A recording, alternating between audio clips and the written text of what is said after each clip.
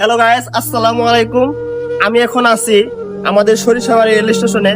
তো রেল স্টেশনে আসার পরে আমি যে বিষয়টা দেখলাম, এখানে একজন বৃদ্ধ মহিলা, উনি প্রায় 15 দিন যাবত এই টানা শীতের মধ্যে এইভাবে আছে।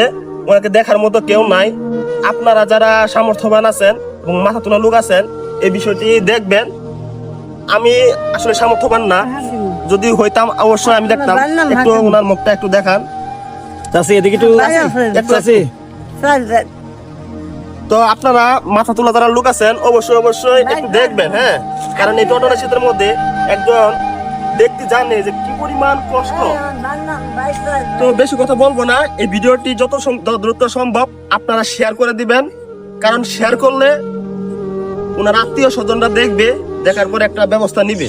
এবং কি আপনারা যারা দেখার মতো আছেন অবশ্যই আপনারা সরাসরি রেল স্টেশনে ওনার দেখবেন। তো বেশি কথা বললাম না, অতি দ্রুত শেয়ার করে দেন এবং কি সবাইকে দেখার সুযোগ করে দেন। আসসালামু আলাইকুম।